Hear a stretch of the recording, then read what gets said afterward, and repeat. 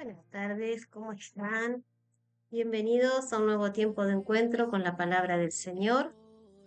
Hoy quiero compartirles una palabra que el día domingo tuve la oportunidad de compartir con la iglesia y quiero compartirla también hoy con todos ustedes. Probablemente no la comparta de manera completa en este video porque es un poquitito larga, pero bueno, vamos a avanzar lo más que se pueda. Así que la lectura bíblica es en el libro de Mateo, el capítulo 25, a partir del versículo 1 vamos a estar leyendo. El título es La parábola de las 10 vírgenes. Dice así la palabra del Señor. Entonces el reino de los cielos será semejante a 10 vírgenes que tomando sus lámparas salieron a recibir al esposo. 5 de ellas eran prudentes y 5 insensatas. Las insensatas, tomando sus lámparas, no tomaron consigo aceite, mas las prudentes tomaron aceite en sus vasijas juntamente con sus lámparas. Y tardándose el esposo, cabecearon todas y se durmieron. Y a la medianoche se oyó un clamor: «Aquí viene el esposo, salid a recibirle». Entonces todas aquellas vírgenes se levantaron y arreglaron sus lámparas. Y las insensatas dijeron a las prudentes: «Dadnos de vuestro aceite, porque nuestras lámparas se apagan». Mas las prudentes respondieron diciendo: «Para que no nos falte a nosotras y a vosotras, id más bien a los que venden y comprad para vosotras mismas». Pero mientras ellas iban a comprar, vino el esposo, y las que estaban preparadas entraron con él a las bodas, y se cerró la puerta. Después vinieron también las otras vírgenes diciendo: «Señor, Señor, ábrenos». Mas él respondiendo dijo: «De cierto os digo que no os conozco. Velad, pues, porque no sabéis el día ni la hora en que el Hijo del Hombre ha de venir». Muy bien, aquí estamos ante un hecho ocurrido cuando ya se estaba por dar una boda. Encontramos un esposo, encontramos una novia, encontramos personas que van a ser parte de esa boda, encontramos que debían tener lámparas encendidas y que hay un tiempo para entrar a la boda y que fuera de ese tiempo ya no se puede ingresar. Ahora, para entender esta parábola, es que vamos a hacer un poco un recorrido sobre cómo era la boda hebrea, desde la elección de la novia hasta el momento mismo de que se celebraba la boda. Entonces, lo primero que vamos a estar viendo es que la boda hebrea se dividía en dos partes. Una parte era el desposorio o el compromiso, la parte del compromiso, y la otra parte era justamente la nupcia, que es la que estamos aquí en esta parábola, que está a punto de suceder y lo que leímos en esta parábola. Lo primero es entender que era el padre quien elegía a la esposa, quien elegía a la novia para su hijo. En el Israel antiguo encontrábamos esta costumbre.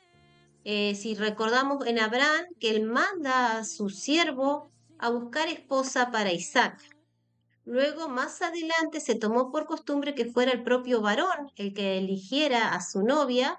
Recordemos el caso de Jacob, que trabajó 7 años por Raquel. Luego, como el padre le dio a Lea, porque también la costumbre era que se casara primero la hija mayor, vuelve a trabajar 7 años más hasta que por fin puede desposarse con Raquel, con aquella que él amaba. Esto era así porque ellos decían, o sea, ellos recordaban el Génesis, cuando Dios hace entrar en sueño profundo a Adán y le saca una costilla. Entonces ellos decían que era el hombre quien debía buscar su costilla. Y por eso era el hombre el que buscaba a la novia y no la novia al hombre. No se hacía al revés. Ahora, cuando nosotros vamos a la palabra del Señor, en Lucas capítulo 19, versículo 10, nos dice la palabra: «Porque el Hijo del Hombre vino a buscar y a salvar lo que se había perdido».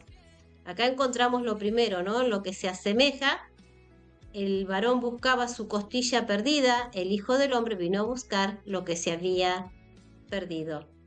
Luego en Juan 15:16, en la primera parte de este texto, nos dice: no me elegisteis vosotros a mí, sino que yo os elegí a vosotros. El Señor Jesucristo cumpliendo esta parte de la elección que el Padre hacía. Y en primera de Pedro 2:9 leemos: mas vosotros sois linaje escogido, real sacerdocio, nación santa, pueblo adquirido por Dios, para que anunciéis las virtudes de aquel que os llamó de las tinieblas a su luz admirable. Somos linaje escogido, dice pueblo adquirido. Alguien nos llamó de tinieblas a luz. Es decir, el Padre vino a buscarnos. Si no hubiera sido Él quien ponía en nosotros ese deseo de acercarnos, no lo hubiéramos podido hacer. Entendamos que por el pecado, la raíz esa de pecado que todos traemos, estamos ciegos, nuestros pensamientos están turbados, no tenemos un entendimiento de Dios, entonces por nosotros mismos nunca hubiéramos podido buscar o acercarnos a Dios. Realmente Él tuvo que venir por nosotros. Luego de que se hacía este proceso donde el padre le elegía o el novio elegía a su novia, venía otra parte en la que la novia le mandaba al varón una invitación para que venga a la casa de sus padres. Ahora, cuando el varón venía portando una gran suma de dinero, demostrando qué tanto valía para él esa mujer. Cuando leemos en primera de Pedro 1, versículos 18 y 19, dice la palabra del Señor: sabiendo que fuisteis rescatados de vuestra vana manera de vivir, la cual recibisteis de vuestros padres, no con cosas corruptibles como oro o plata, sino con la sangre preciosa de Cristo, como de un cordero sin mancha y sin contaminación. Luego en primera de Corintios 6:20 nos dice: porque habéis sido comprados por precio, glorificad pues a Dios en vuestro cuerpo y en vuestro espíritu, los cuales son de Dios. Entonces aquí nuevamente vemos a nuestro Señor Jesucristo cumpliendo con esta parte de la boda, que era la de pagar un precio por su novia. Y el precio que se pagó por cada uno de nosotros fue ni más ni menos que la sangre de Jesucristo. Su sufrimiento allí en la cruz del Calvario, y aún antes de ir a la cruz, todos los latigazos, esa corona de espinas que produjo sangrado en su cabeza, en su frente, su sudor aún antes de todo esto, antes de ser apresado, ¿no? Que eran, dice, como grandes gotas de sangre. Entonces Él pagó un precio muy elevado por cada uno de nosotros, mostrando cuánto valemos cada uno. No es poca cosa lo que ha sucedido. Una vez esto, ya se eligió la novia, ya se pagó un precio por esa novia. Ahora había un contrato de esponsales. El novio venía con ese contrato. En ese contrato el novio decía a la novia todo lo que él se comprometía a darle, todo lo que él se comprometía a hacer por ella, pero también lo que él esperaba de parte de la novia. Y nosotros, si leemos en la palabra, en 2 de Pedro 1:4 nos dice: por medio de las cuales nos ha dado preciosas y grandísimas promesas, para que por ellas llegaseis a ser participantes de la naturaleza divina, habiendo huido de la corrupción que hay en el mundo a causa de la concupiscencia. Y en Hebreo 10:23, mantengamos firmes sin fluctuar la profesión de nuestra esperanza, porque fiel es el que prometió. Entonces también nuestro Señor Jesucristo nos ha dejado grandes promesas. ¿Dónde? En su palabra. En su palabra está todo aquello que Él ha prometido, y dice que fiel es el que prometió. Pero no solo tenemos promesas, sino también que en la palabra está escrito lo que Él espera de cada uno de nosotros. ¿Cuáles serían aquellas cosas, aquellas expectativas que el novio tiene de cada uno de nosotros. Seguimos adelante.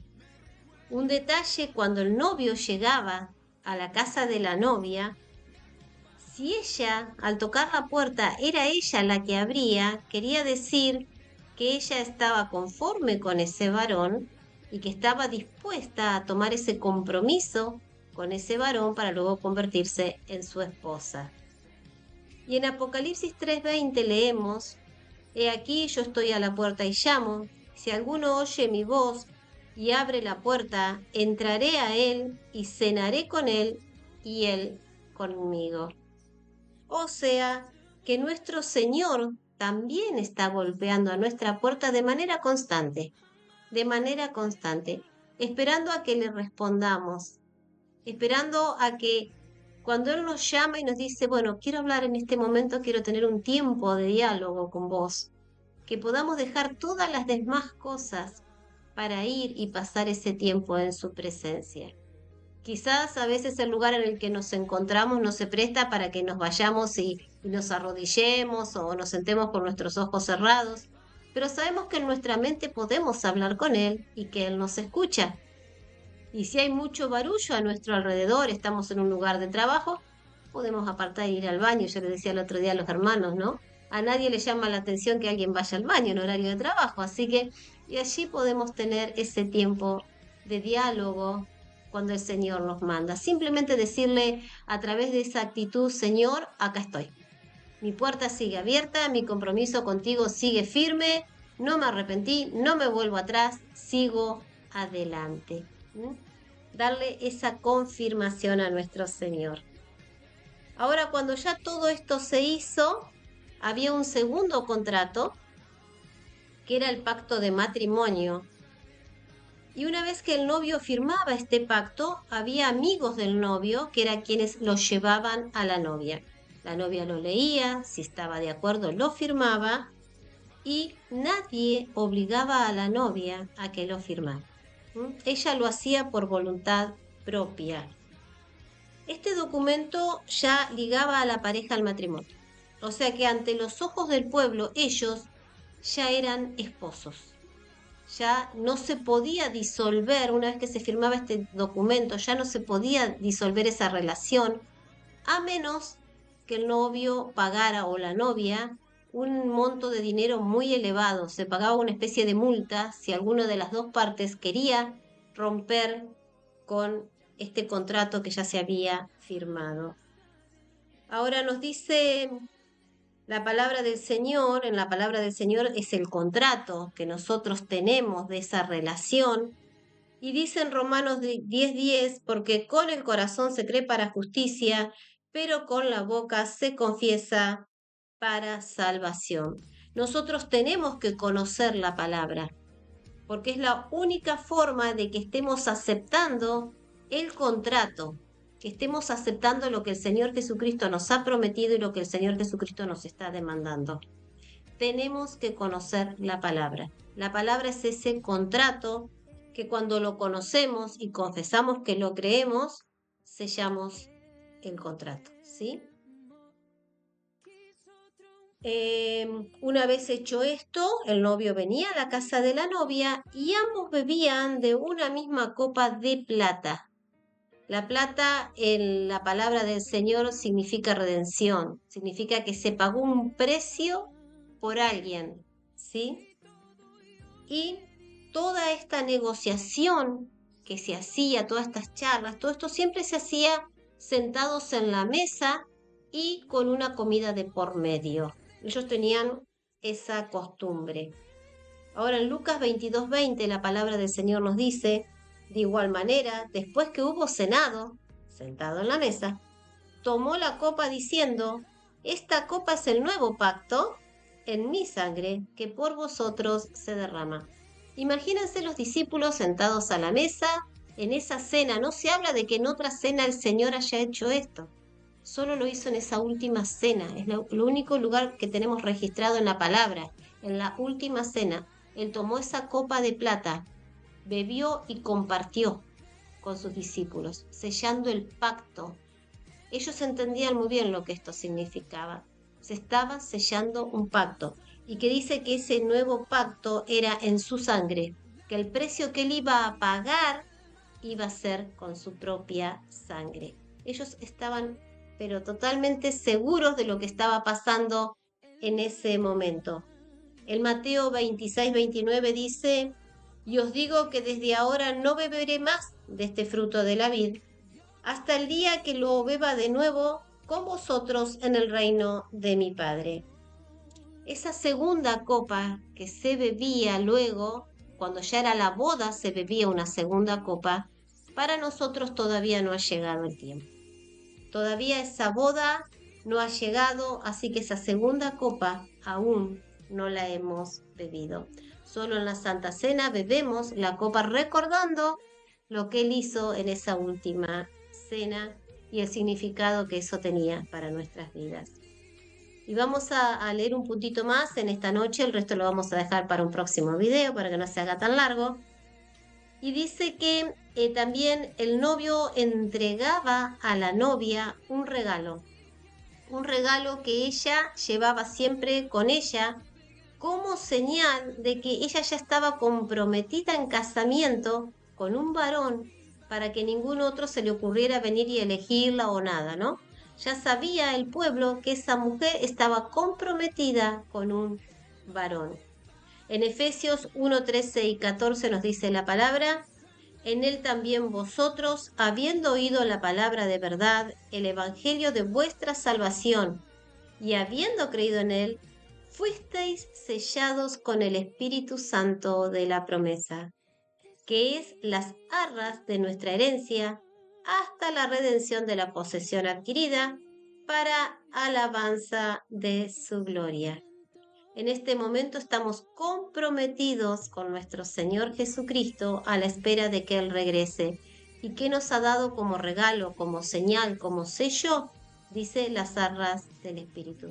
El Espíritu Santo que vino en Pentecostés a morar en cada uno de nosotros es el sello, es el regalo que el Señor nos ha dejado. Ese Espíritu que trabaja en nosotros desde adentro hacia afuera, cambiando nuestra manera de ser, cambiando nuestras actitudes, nuestra manera de pensar. Lo que hacíamos antes, dejamos de hacerlo. Por eso muchos dicen, este empezó a ir a la iglesia y le lavaron la cabeza. Porque ven el cambio. Antes se sentaban, tomaban, todos se alcoholizaban o se drogaban o vaya a saber qué hacían.